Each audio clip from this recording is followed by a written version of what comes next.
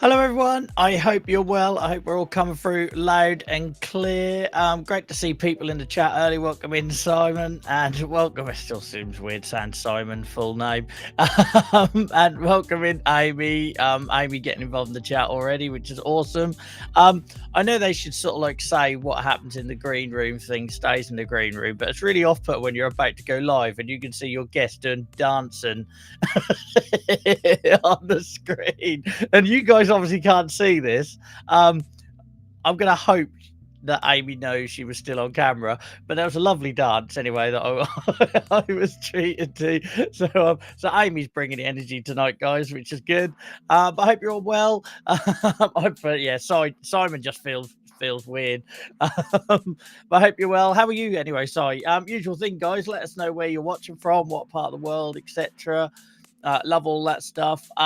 Shout out to members of the community that are currently in Spain at the minute as well. I think we're checked in on anyone that are in the community, they're in our Discord, etc. But if that applies to you guys, take care and stay safe.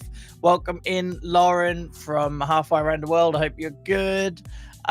Yeah, how is everyone? So if for anyone that doesn't know, we've returned to streaming over on Twitch. So if that's something you're interested in, come check it out. I don't think I have a thing for Twitch, but twitch.tv/JoelVersusArthritis, you can go check that out, which has been great fun.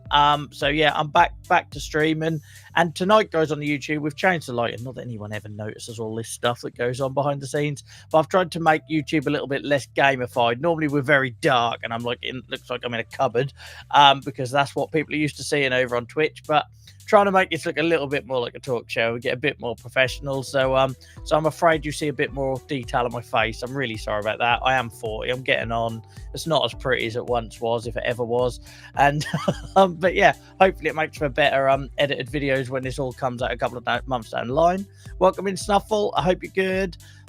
How is everyone? How was everyone's weekend? I very much had an awesome weekend. I decided to have a bit of a family weekend. Feels like since the charity launch and everything, all I've done is work constantly. So I got my day job, I got the Joel versus Arthritis stuff, what you're watching here tonight. We got the charity launch. So it feels like I'm trying to do 3 jobs at the minute. So I kind of switched off as much as I could over the weekend, apart from tonight, obviously, in the last hour or so as I've been setting up. And it's been nice. It's been nice to be around family for a weekend and not be trying to do 101 things. But how about you guys? What have you been up to? Have I got anything else to tell you? I've got stuff to tell you very soon, probably on the next show. Coming up in November, by the way, guys. I think we got quite a few guests in November. We got someone who runs an organization. We've got a professional wrestler who lives with CRPS, chronic regional pain. CRPS, sorry, it's a Sunday night. Yeah, and there's someone else in there as well who I've forgotten, but you are just as important. It's just my brain doesn't always work.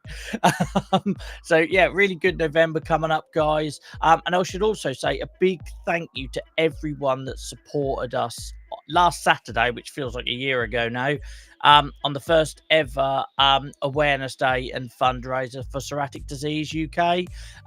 It was incredible. We raised over £800. We've done a 12-hour non-stop stream over on Twitch. Most of these guys in chat here were there supporting us. Some people were there all through the whole thing, the entire 12 hours. Like, we were streaming whilst they walked their dogs, went for walks, cooked their dinner. Some of you went to bed, didn't you, Snuffle, but still watched us. I was going to say from under the covers, but that feels like a Twitch conversation rather than one for the YouTube show. Yeah, it was awesome, guys. A massive amount of support and love for that. So thank you so much. It's always really daunting when you set up the first annual awareness event, because obviously, you know, you're learning things along the way, but also how valid that is to then go on to become an annual awareness event.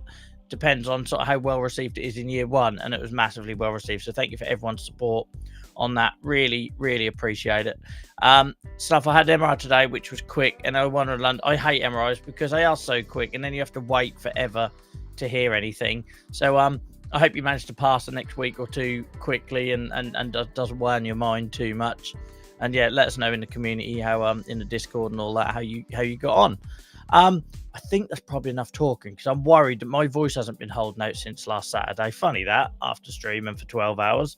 So it already feels like it's getting a little bit croaky and gravelly. So I should probably bring in our guests now. Hopefully they're not dancing anymore. And then they are still dancing. So let's kill the music and do the usual thing, guys. So the chat will go. If you're new here, I'm sorry for the regulars who have to hear this every year, but it's important. The chat will go off screen because we need to keep our guests safe, but also we don't want one individual ruining the video for everyone. But if you're still on YouTube, you can still talk to the people on YouTube. You can see all the people here have got a little YouTube icon. If you're on Facebook, you can still leave comments on there. I will see them. I'll feature the best ones, but only the people on Facebook will see them. So pick your platform. YouTube's probably best in terms of the most people are watching on it. But if you're on Facebook or LinkedIn, we'll still see your comments, and we will feature the best ones as we go along. So tonight, guys, I'm absolutely delighted. Well, I always say I'm delighted. Let's start this differently. Just let's mix it up. My editor's going to love this. He's now going to have to chop and change all of that. So on today's Chronic Pain Club talk show, guys, we are welcoming back somebody whose last time they were with us was the most watched Chronic Pain Club episode ever, with almost 6,000 views, and probably the first person that has ever done a sign-up form that featured the quote, whatever Joel wants to chat about is he is making me do this. So I'm so pleased to welcome on my friend and community member, well-known community member, Amy Wescott. Amy, how are you? Welcome back. Hello, nice to see you. And it is true. I was just like, Joel's making me do this. So whatever you want to talk about, I'm here. Brilliant. This is going to like start some sort of internet rumor that's going to be the downfall of the show. But thank you so much. I genuinely, I joke a lot when we talk about your last interview, but it was weird because that back then we used to do it on Twitch, and it was obviously a very different vibe, and it was a Zoom call, so we had none of these bells and whistles, and we edited it, put it on YouTube, and it just went mad. So thank you so much for sharing as much as you did, as candidly as you did. No, it's nice, and it's nice to see that it got like quite a lot of views and stuff, because I think it was a good little chat, and it was good. So, but it feels like such a long time ago now. Like I feel so much has changed since then. Yeah, and it probably really was does. like 2 years ago. It was 2 years. Yeah, it was 2 years ago. And so much changed for you, so much changed for me in that time. But what's nice is that we're still having these conversations. I think that's like important. So I'm not one for sticking at things for very long. I tend to get bored and jump around and try everything. And so I'm quite proud of myself that I'm still doing this 2 years later. Yeah, and you've got you've got the whole new fancy setup as well, which is very nice to be part of and see how far you've grown as well. It's really, really lovely. Thank you. It's very kind of you, Amy. And it feels weird doing this, guys, as us talking all sort of like serious, because we've known each other a while now, and we're all sort of, we've done lots of community meetups and sort of good friends and everything. So so I imagine this interview will get more relaxed as it goes on, and once we forget we're doing all the formal stuff. So Amy, I deliberately didn't introduce you with a title, because I think last time you were with us, you were telling us about your juvenile idiopathic arthritis and how that kind of influenced your decision to start training as an occupational therapist. And would you like to tell us your title now, 2 years on? Yeah, I am now a children's occupational therapist. So it's, I actually did it, guys. You sound so surprised in yourself. We never doubted it in this community for a second, especially after your first appearance. You can tell how committed you were. Yeah, it feels like it took a long time, but we got there in the end. And actually, my mum was recently sorting through some of my old like doctor's letters and like reports and stuff. And there was a note from my doctor. It must have been when I was like 14 or 15, maybe even younger. And it said, said how I was doing, and then it said at the bottom, Amy wishes to become an occupational therapist in the future. So it was always the plan. It just took me a while to get there. So here I am now. I think that's amazing, because I think you sent me like a little screenshot of that a while back, and I was like, oh my word, that was in the making. So many people say they want to do stuff when they're younger, and life happens, doesn't it? And Yeah. tramples on the dreams sometimes. So I think it's amazing that you got here, and also the fact that you're specialising in sort of paediatric children, and I think that's not by accident, I'm guessing. No, that's it. Exactly. I always knew I wanted to work with kids. Like that was something I always wanted to do eventually. And especially kids with arthritis and potentially other kind of conditions like that, and more like physical conditions, which is not quite what I'm doing at the moment. It's a bit more general, but I am very, very new to paediatric OT. So it's a lot of learning. I only started with that team in June, and before that I was working in an acute hospital, so it was rotational as well, so it's a few different rotations I did, and then the job came up for this community pediatric role, and I was like, oh, shall I go for it? I thought, no, this is what I want to do, and I'm so glad I did, because I do love it, and it's kind of the right path for me. So it's good, it's exciting, and I'm really, really enjoying it, even if kids can be a pain sometimes. So I've got a lot a of fun. 5-year-old. I've just been to a kids' party today, so you're picking the wrong day to ask me that question. Oh gosh, yeah, but it's a lot of fun, and I'm glad that I'm kind of like finally doing what I wanted to be doing, and I'm all grown up now. Isn't it weird? I love that. I don't think when we talk, I don't think we're ever going to change from being them people when we first met all them years ago, in that we're still like surprising ourselves, but we're all very proud of you, and we, like I say, we never doubted for a second. Oh, that's very kind. I was thinking, for anyone that's maybe picking this episode up and didn't hear that, it was 2 years ago, and anyone who is watching or listening to this back can go find that in the feed if you search for Amy or Amy Wescott or Juvenile Idiopathic Arthritis. But for anyone that maybe didn't see that first time around, I was thinking it'd probably be good for you to just give a bit of an overview of your condition. And then also maybe I'd love to hear about, how you managed the study and start on that career alongside your condition, and sort of what challenges you may be faced with that. Yeah, so obviously, as Joel has said, I have juvenile idiopathic arthritis. So I was diagnosed when I was 4. I'm 33 now, so it's been a long time.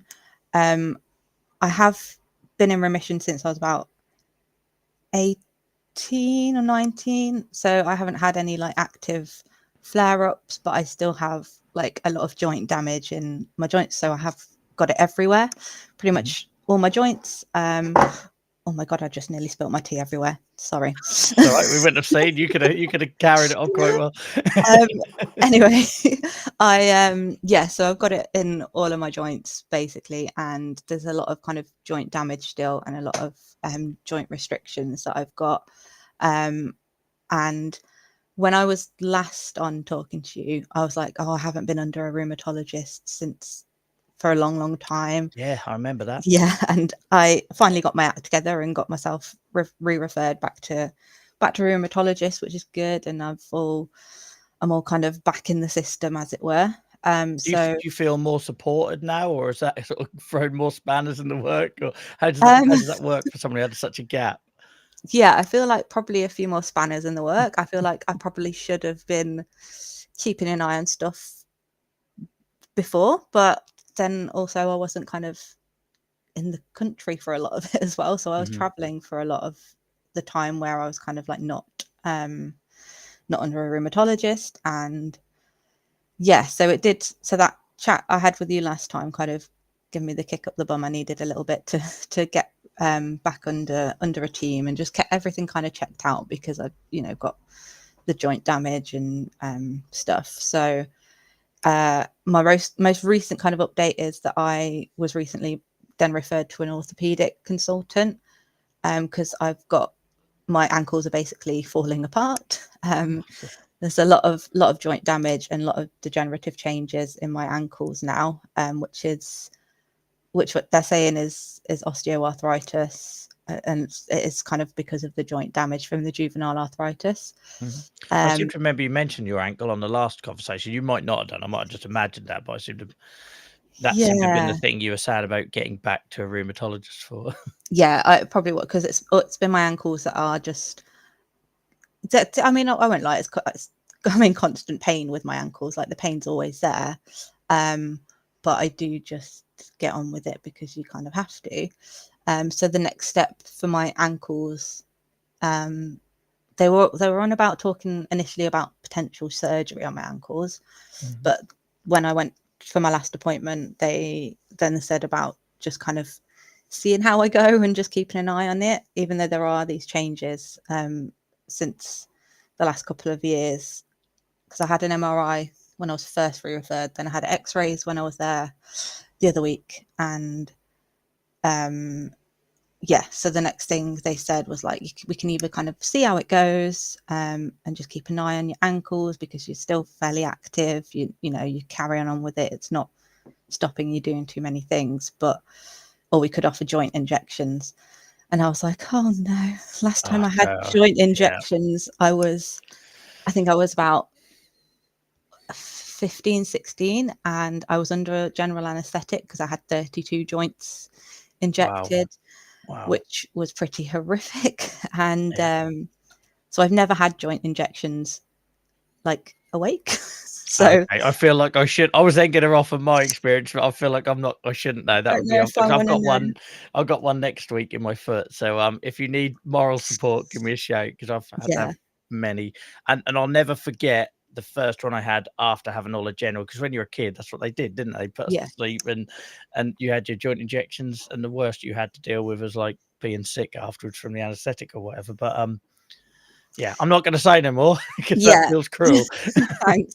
So that's kind of like where I'm at the minute, is just kind of keeping an eye on my ankles. Obviously I've still got joint restriction and stuff in my other joints, but my ankles really are the main issue I have. But as I said, yes, I'm in pain all the time, but I still carry on doing what I want to do and need to do. I don't let it stop me. I have recently joined like a little local kind of 7-a-side football team, which is really fun. I really enjoy it. It's a lot of fun, but my God, the first week I was there, my whole body was aching, not just my ankles, but it was a struggle. And then the orthopedic consultant was like, you probably shouldn't be doing that. And I was like, okay, probably not. But then I was like, but I enjoy it and I still want to do it. So I'm going to carry on and do it. What I am going to do is try and adapt it slightly. So I'm going to offer to go in goal a little bit more. So I'm perhaps not running up and down the pitch as much. And I'm going to wear my ankle supports.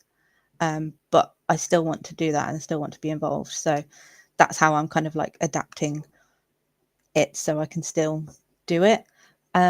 He also told me to try and avoid walking on uneven surfaces, which I was like, okay, not too sure how I'm going to do that, but sure. But yeah, that's kind of like the little update in terms of my kind of conditions at the moment. I really appreciate that, and I'm so pleased you're getting the support and advice as well, because I remember that was the takeaway last time we spoke. It's like, I think we probably came off the call. I was like, Amy, right now I'm not doing the host mode. Speak to you as a friend, get an appointment, and get sorted. So well done. That's another achievement since we last spoke, alongside the OT stuff. So obviously that all sounds like that was happening quite sort of recently and everything. So in terms of like with the training to be an OT and everything, what sort of challenges did you face? You know, I don't know how you refer to yourself. I was going to say disabled student, but not everybody does. Sort of like that label. But as somebody with a health condition, a long-term health condition, doing something like that study, how did that work out for you? I think it was important to.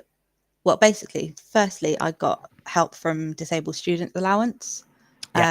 which was really, really good. And I had a lot of equipment kind of provided to me, like a laptop stand. I've got like a moving desk, like a standing desk that helps me, a proper chair, footrest, all things like that, really, that just helped ease a bit of that discomfort. In terms of like uni, and especially when I was on placements, that it wasn't difficult, but it was something that I was aware, if I'm on my feet all day and running around or doing whatever, it's just something that I kind of made sure that my practice educators, when I went on placement, were aware of. So perhaps like if there was one day where I'm limping a little bit, they know that's why. And just trying to make sure that I kind of like had regular rest breaks. But it was also more it was just more of kind of an FYI to my like practice educators. It wasn't necessarily that I needed them to do anything or change. It was more just to kind of let them know. And I think that's the most important thing that I found, was just kind of giving people a heads up that this is something, like, I don't need anything particularly, but it's just to let you guys know that I might struggle a little bit. And actually with this new job, this not job that I'm doing now, so I'm kind of jumping about a bit, but again, it's like letting people know that perhaps certain times if I've got to get on the floor with kids and run around or do some more kind of physical stuff, that actually I might not be able to do some of those things, or I might need a little bit help getting off the floor at times, or things like that. So I think the biggest thing for me was just making sure people were aware of it, rather than necessarily changing things too much for me. So that was kind of that main way I dealt with it. I don't think I really found there wasn't really anything that I did find that I couldn't do or particularly struggled with. So that's always a positive, I think. Yeah. And that's actually one of the questions I was going to ask, because that's always a conversation I've been awful at. I've just been terrible at saying when I might need help or preempting. And so I tend to do the typical British bloke thing of just saying, "Oh, I'll worry about it if it comes up," and then you complain because you don't have the support in place you need. So I think that's really positive that you did that. And because I know obviously with the line of work that you're doing, it does involve like them rotations, and you would have done lots of placement, I'm sure, and things like that. So is that a conversation you've always found easy to have? I definitely easier as I've got older. I think I probably struggled a lot when I was younger, because as a kid and when you're growing up, and especially as a teenager, you just want to be like everyone else, don't you? You don't want to stand out. You don't want to give attention to anything that you don't want to. So I kind of kept it slightly under wraps. But as I've got older, I want to tell people about it. I want to make people aware, and especially when I was like training to be an OT as well, because actually I don't know what my other student colleagues were going to then go on to do. Maybe they are going to go and find or come across a child that might have arthritis, and it's just making them aware that children can get arthritis and it is a thing. And I think spreading those little, I don't know, just making sure that people are aware makes a massive difference. And then they can be like, "Oh, I remember this girl that I was at uni with. She had arthritis too," and just have those conversations. And I think, I forgot what your question was now. I won't lie. Yes, no problem. You answered it perfectly, so don't worry, you've done the hard bit. Next question I was going to ask you is like, did you find like having a long-term health condition or your experience as a child, like what has that brought to the career of being an occupational therapist? Like, has that been a benefit, having that insight or that experience? And how does that sort of apply in the workplace a little bit?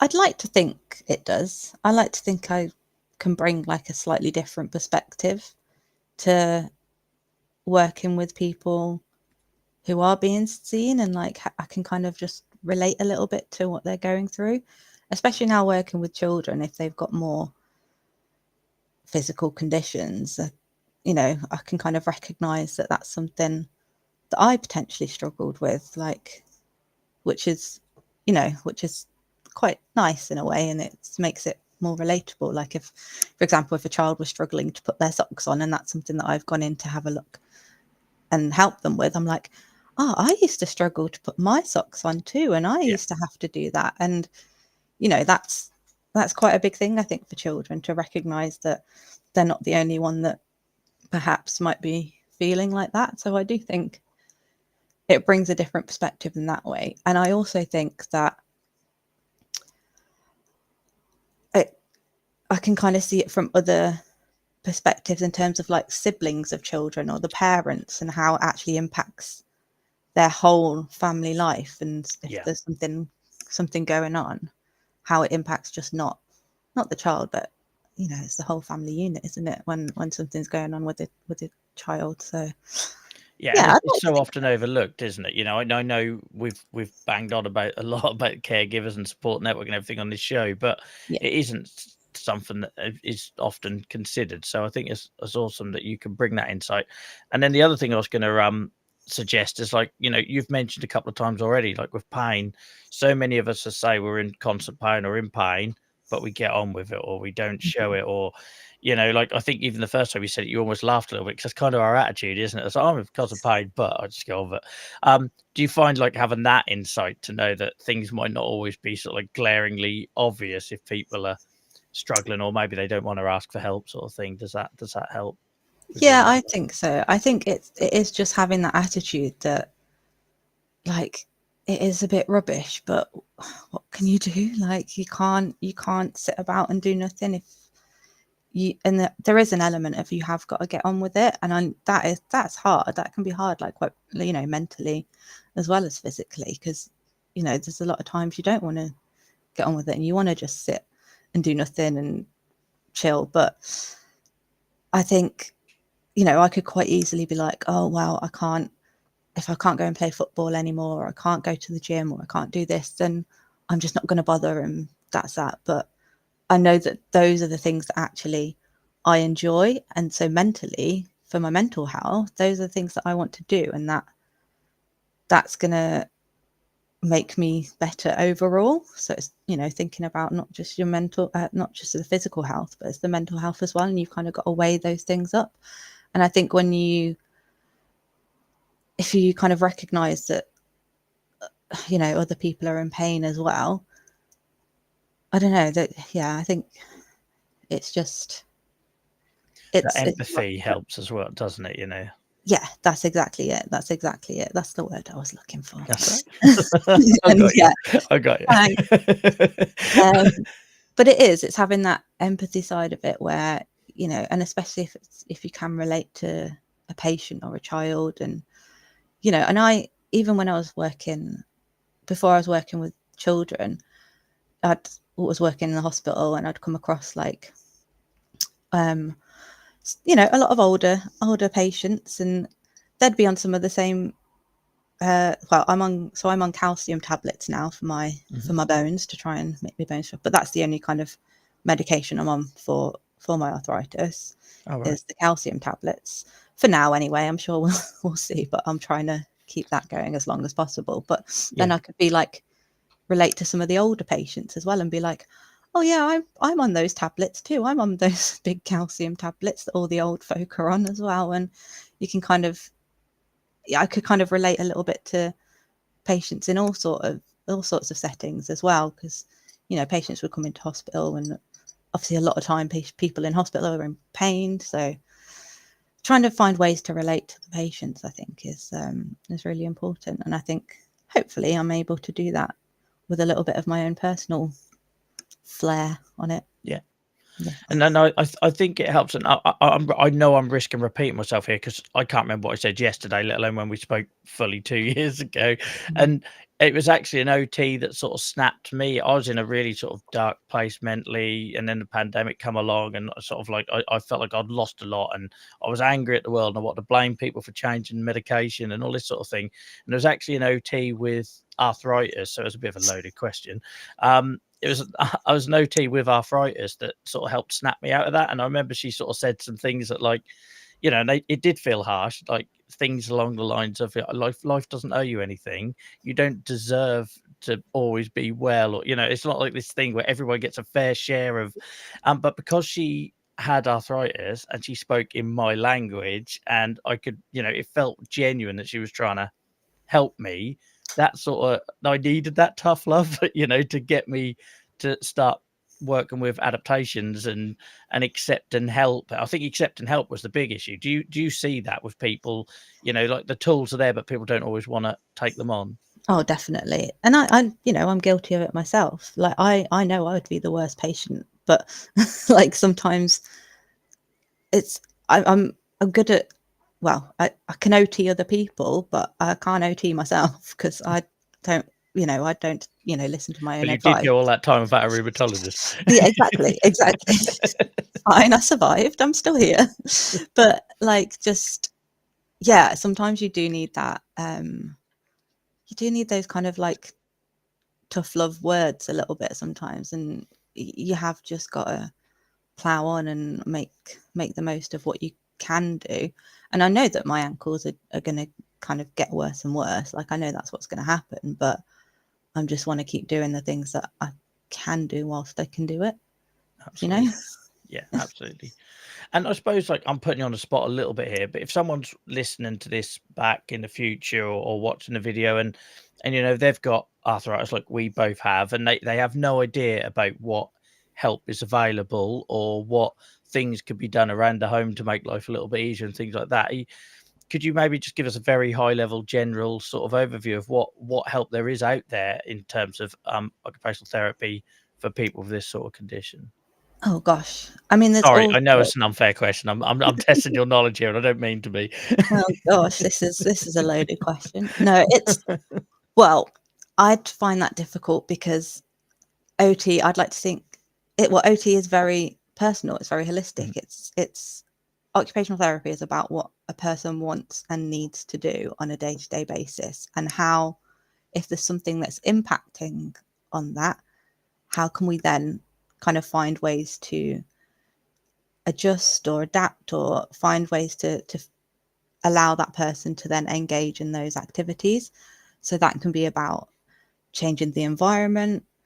It can be changing the actual activity and thinking about how to do it slightly differently, maybe doing things at a different time. And then it can also be like any kind of equipment, and also looking at what the person can and can't do, and what ways we can then kind of come into it. So there's a lot of generic equipment out there that people can use, like your rails and your grab rails to help you get up off things, adapted cutlery, things for the kitchen, like special knives, so you're not having to hold your knife in a particular way. You can cut things with a knife with like a vertical handle rather than a flat knife. One thing that made a massive difference to me as a child, two things actually. I had like a long handled hairbrush, so it was like it just went on the end of my hairbrush, and it was extra long, and it meant that I could reach the back of my head, because I haven't quite got that like reach in those joints. So that was really helpful. And the other thing was I called it my sock putter runner, which was a device that you put your sock over it, and then you drop it on the floor, use some string, and you pull your sock on. And that absolutely changed my life. And that was something that I absolutely loved, was my little sock putter runner, which I'm sure there's a more professional name for it, but that's what I describes it perfectly. But there's, I think it's really hard with occupational therapy, because it's such a wide like career and wide area of expertise. Like OTs can work anywhere and everywhere, and like in my head, OTs can work with every single person anywhere and doing whatever. Obviously that's not feasible, but you can, with OT, you can just work in such a wide range of areas, and there's so many different specialities and different ways that you can help people. It's just so interesting, and I love it, because you're helping people do the things they want to do. And I think that's a really it's personal. You can make it really, really personal, and that is what I love about it. So yeah, it's quite, obviously, as I said, there's all the generic bits and bobs you can give people, but yeah, I love it. I love what I do. No, it comes across, but I'm smiling because you bookended that answer with the word personalised. That's pretty much what I was going for. So sorry for setting traps, but that's the kind of what, because it's that thing, isn't it? It's like, because we get it. I don't know if you do, but I get it as somebody who's a bit more like public with the awareness thing.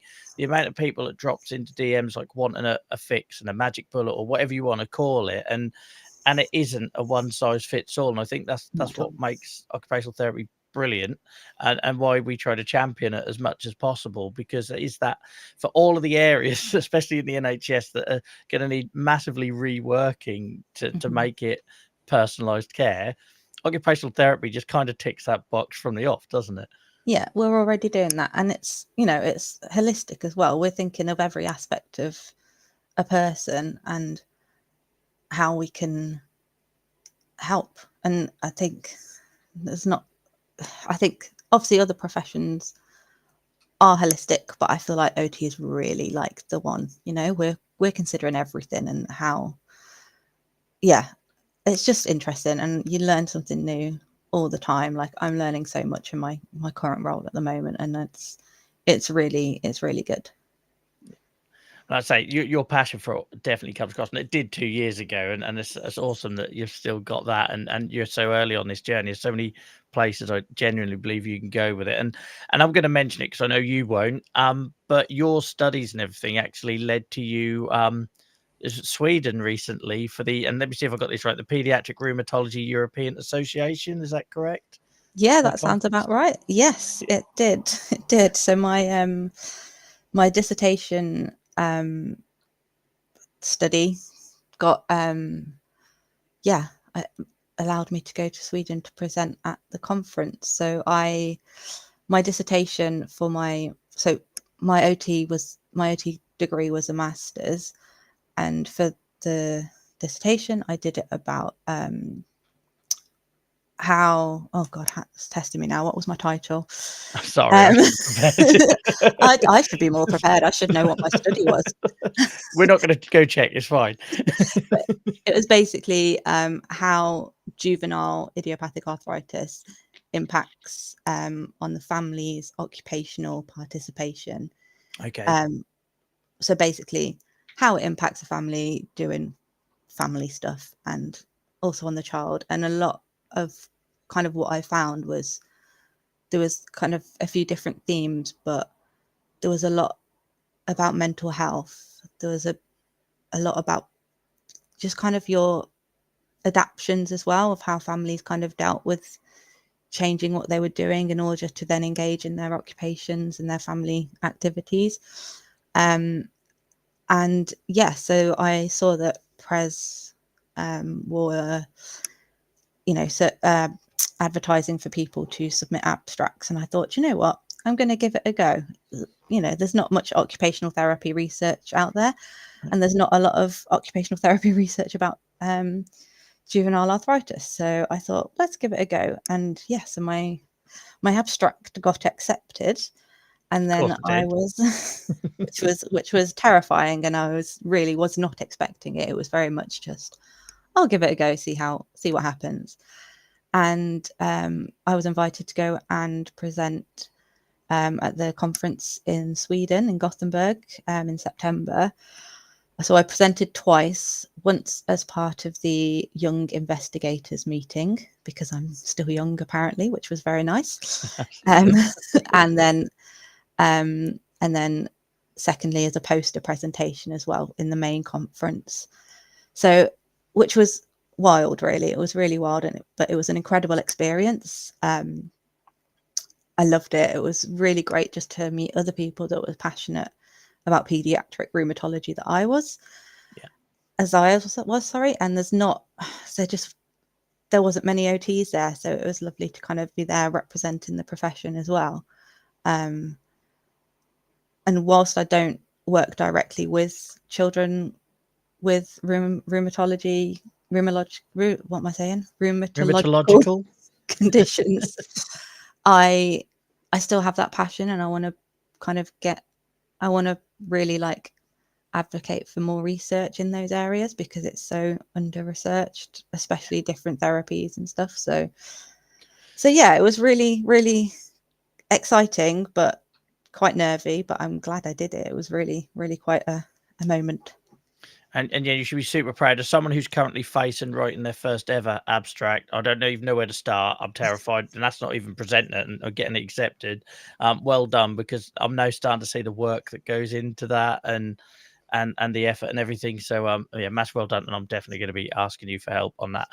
You're more than welcome. And I was like really proud of my research though as well, because it really I feel like it really kind of filled a gap in terms of the underrepresentation of how JIA affects a whole family unit, and how much families have to change what they're doing and adapt and to life with a child with JIA, and then how that impacts mentally as well for the parents, not just the child.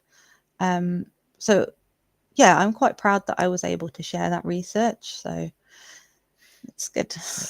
And anything like holistic, because I go to a few of those sort of conference things, and I wander around the the abstract hall, and you don't see, you'll see lots of scientific stuff, and you'll see lots of stuff around medication, and or funding and this sort of thing. Comorbidity seems to be quite popular at the minute, but you rarely see that holistic.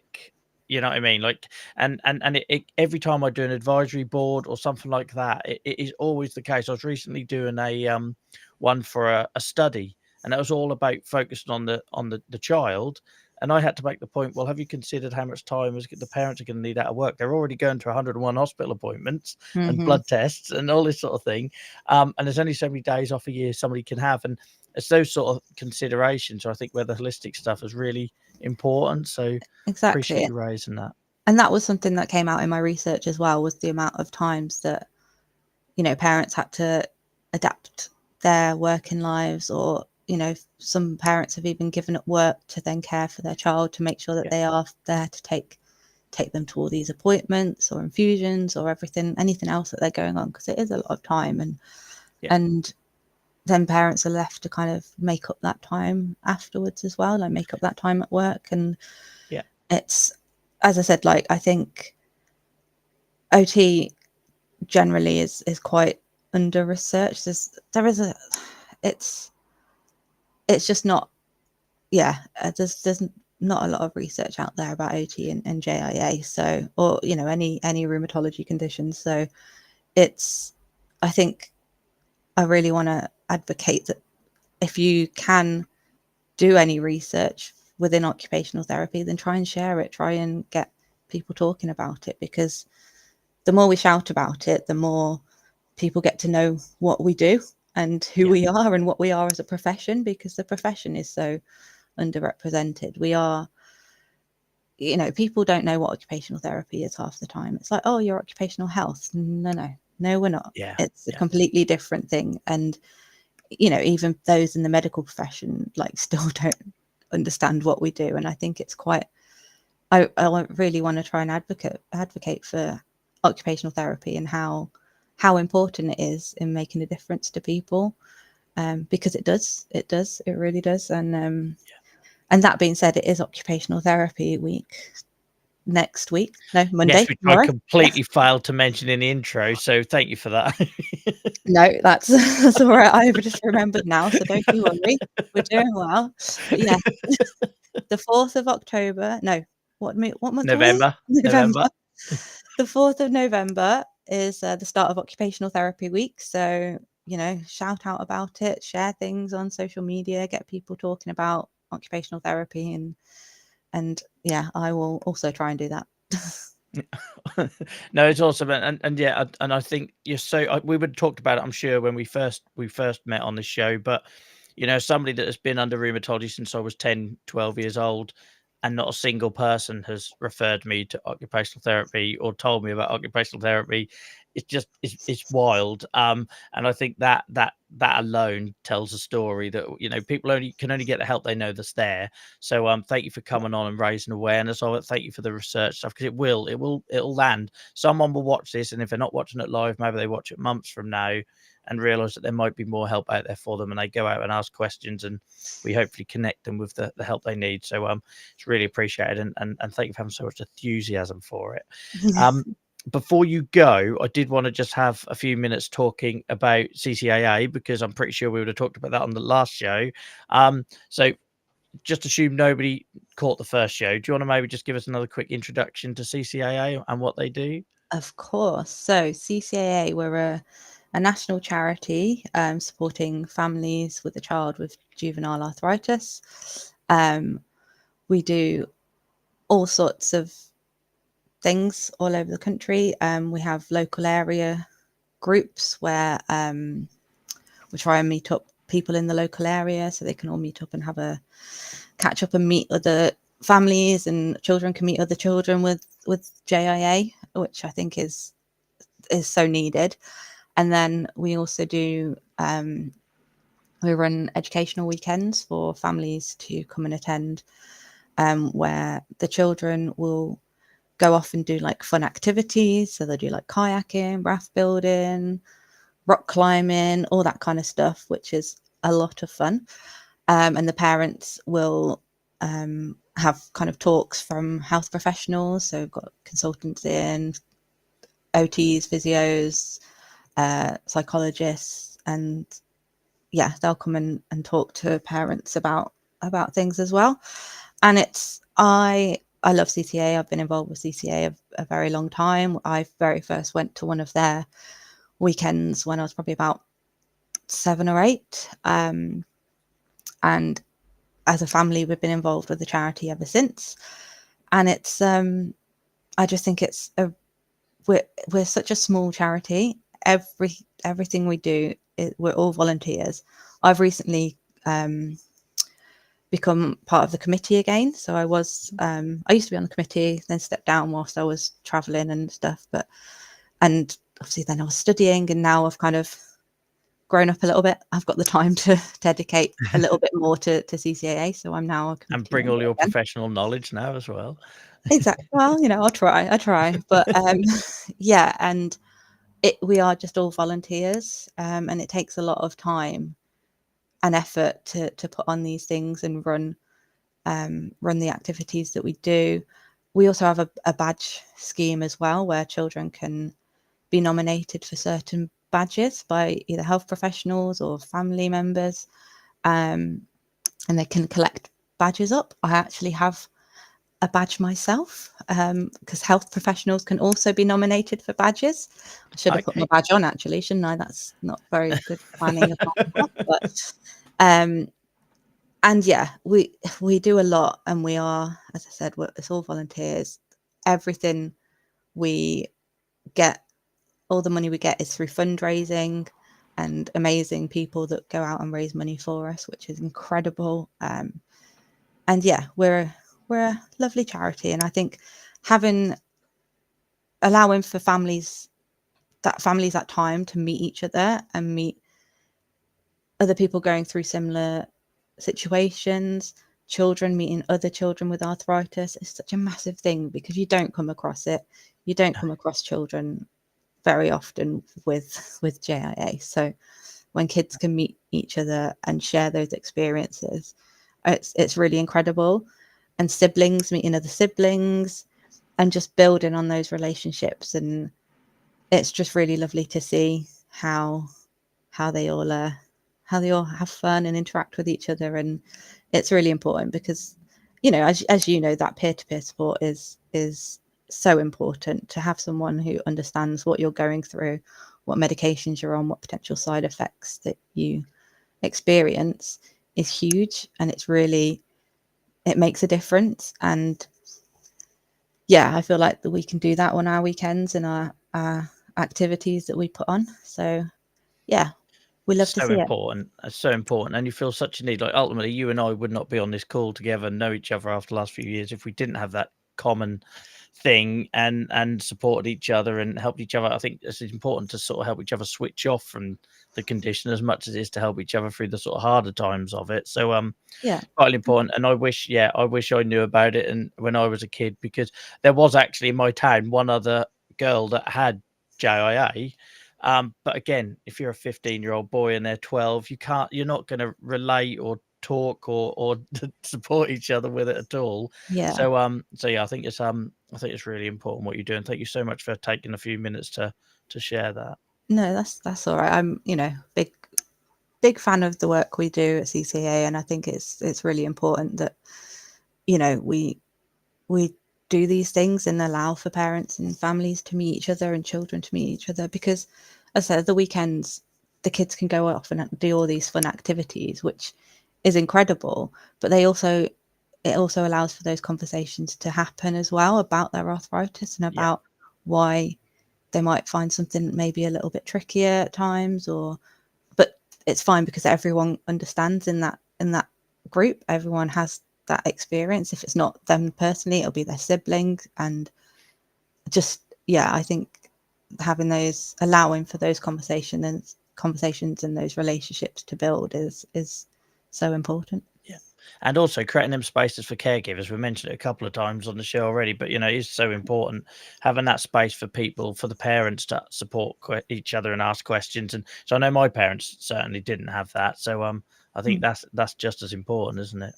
That's definitely it. And that's how the charity started as well, was a few parents met each other Great Ormond Street and wanted to start supporting each other, and that's how it grew, from just parents having that conversation, and CCA grew and grew, and that was nearly 30 years ago now that CCA has been going. So is it 30 years or maybe 30 years? I don't think you're far off. Yeah.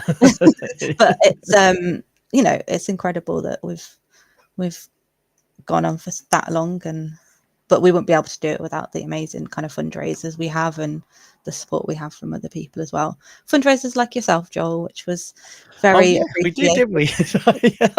You did do a fundraiser for us. I did. Yeah, amazing. Thank you.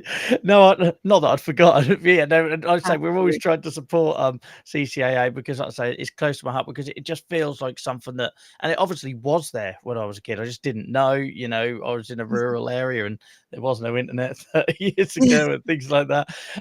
So it would have changed so much, because my early experiences were being sent to village halls with lots of people that I couldn't relate to, and then that totally changed. It basically formed my opinion of how I saw myself as a person with arthritis going forward, because as a kid I just thought, I don't know, it's a strong word, but I'm going to say it because that's how I felt. I felt like a freak, and I was the only one that had it, and you know what I mean. So if I would have been exposed to other people in my position and had the opportunity to ask questions of my peers, I think it would have made a big difference to attitude. And attitudes we've talked about earlier, accessing help, asking for adaptations, and wanting to use the tools available. I think a lot of my views on that were set in stone from them sort of first early experiences. Definitely. And it makes you feel less alone, and it also provides you with more resources that perhaps you weren't aware about. So it gives you those tools that you need to ask about things and ask what you need, or how did someone go about that. So, and that's really important in terms of especially children, and especially as you get older as well, having to then kind of be more in charge of your own condition and having to get those tools to be able to ask your doctor, oh, this is what I think I want, or this is perhaps what I should be asking, because asking your doctor things is terrifying, especially as a teenager. Like, how do you question your doctors? But if you've got a few people that have gone through a similar situation and are in the same boat, then you can share those little tools and tips and tricks, and that's really, really helpful. Absolutely. I feel like we've accidentally brought that round full circle really well there as well. So I'm conscious of your time, Amy. Thank you so much for joining us. Is there anywhere where people can find you on social media if they want to reach out? Yes, you can. I am on Twitter /X at Amy Wescott, which is AMYWESA, and That's it, really. Other Yeah, stuff that's as fine. well, but yeah, come and have a nose at me. That's fine. But yeah, no, thank you for having me back, Joel. I really do appreciate it, and I'm quite happy to chat about all things JIA and especially all things OT as well.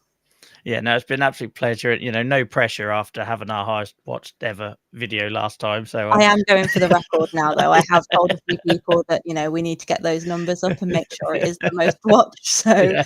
you're going to have an influx. You're going to have an influx of. All right, I'll be ready. I'll be ready for that. But I Amy, hope. thank you. Yeah, I'm sure we'll. I say, I know I bang on about it, but that whole personalised care and shared decision making thing, for me, OTs are such an integral piece of that, and just no one's not people are talking about it, but just not talked about enough. And I know that from my own personal experience. I know that from others that have come on the show and shared a similar thing. That if I knew this was available, maybe I could have got help sooner. And yeah, so we will keep shouting about it, and I will try and clip this conversation up as much as I can to help it reach the people that need it. So yeah, don't be too terrified by that. No. I'll see your face. But Amy, thank you so much for joining me. I will see you in the community in Discord or whatever soon, no doubt. Keep doing amazing things. Happy OT week, everybody. And happy OT week. We definitely didn't forget that. I'm going to go back and re-edit the intro. It'll be fine. It'll just magically appear in there. Thank you so much, Amy. Enjoy the rest of your evening, and I'll speak soon. I will do. Thanks. Bye-bye. Bye. Guys, thank you so much for all the lovely comments that were going. I featured as many as I could. I'm always conscious of like interrupting the flow of them popping up on screen, but thank you for all the comments. I was Aiden in YouTube. Thanks for watching twice, Aiden. I also think I saw Matthew drop in. Thank you, Yvonne, as well, for your comments. I really appreciate it. Yeah, guys, I hope you enjoyed that. It's just probably a bit more relaxed than normal because me and Amy are good mates, and it's easy. And yeah, it's nice to have people on that I've been on a bit of a journey with. And I think what's amazing is that Amy's done all this amazing stuff as well. So yeah, wow, it feels like a lot's happened since 2022 when we last checked in. Let's see what happens in 2026. That's scary, isn't it? But yeah, no, I'll say, and she probably downplayed the whole presentation thing. Like, that stuff's not easy, you know. As a patient, going to, you know, I've done EULAR and EADV and all these other conferences. As a patient, there's already this sort of feeling that you maybe shouldn't be there, and certain things are not accessible. You'll go into a room and you're told you're not allowed an eggs, you're not a prescriber, and all these sort of things can make it feel very intimidating as a patient. So even though Amy's a professional, absolutely deserves to be at those things, I'm sure she would have felt a lot of that as I did when I started going to these things. So I cannot tell you how, you know, I cannot overstate how difficult it can be to go to those places and present and talk as somebody who's done it, not with abstract posters and things like that, but in other capacities. It's really intimidating. So Amy, we're very proud of you. You absolutely smashed it, and yeah, I'm sure that research will hopefully start conversations and start things. 2026. Oh yeah, I really hope so. I always judge these things, Aiden, on when the bands I used to love in the early noughties are now doing 20 and 25 year album tours. That's when you feel really old. Like when the album, I nearly said records, I'd have really shown my age then. That's fine, it's come back around again, it's cool now. When the records you grew up on, they're doing like 25-year anniversary tours, that's when you feel ancient. But yeah, imposter syndrome's right, Amy, and I still got it. I've got to do a talk next month, guys, that's absolutely terrifying me. And I mean, I've lost sleep about it since the summer. It's not healthy for me. It's clearly not healthy for me. And this bit won't make it into the videos as final sack because no one watches the full interviews all the way back. But yeah, next month I've got to go to if you're watching on LinkedIn, and I shouldn't be saying this, just cover your ears, it's fine. But next month I've got to go to Brussels, and I'm going to be talking on a panel alongside the regional director for WHO, World Health Organization, and a health minister for the health minister of Latvia, I think, and a couple of other people. And if I ever felt like I had imposter syndrome with all the stuff I've done before, oh my word, do I feel it with this? I'm absolutely terrified. I'm not even sure I'm going to get on the train at this point. But I still haven't. I've my Eurostars all booked. I haven't booked my train tickets to London yet, and I know this because it's this little piece of me that's absolutely terrified. But we do feel that. But it's important that we push through it, and that when we get the opportunities to take a seat at the table and share the patient voice and our lived experience, we have to grab with both hands, even if on a personal level, it's absolutely terrifying. I'm being careful with my words. If it wasn't for the YouTube algorithm, I'd use more blunt language to describe how terrifying it is. But it's absolutely terrifying. But yeah, it's a great opportunity. But yeah, so shout out to people like Amy, because if you haven't got experience of it, I cannot tell you the personal trauma. Is trauma too strong a word, Amy? The personal trauma we go through to do these things so far out of our comfort zone. And it's not because we want a medal or we're trying to be a hero or anything. It's because somebody has to. Literally, somebody has to. So massive shout out to Amy. She's doing amazing things. It's for all of our benefit that somebody like Amy, with her lived experience, is in the profession she now is in. We all benefit from that. And the more we can insert lived experience in professions, at these conferences, in these places, it can only be a good thing. And if people are still scared about that sort of thing, or somehow feel like there's some like elitist reason why they shouldn't be, come have a chat and I'll explain to you why it's important.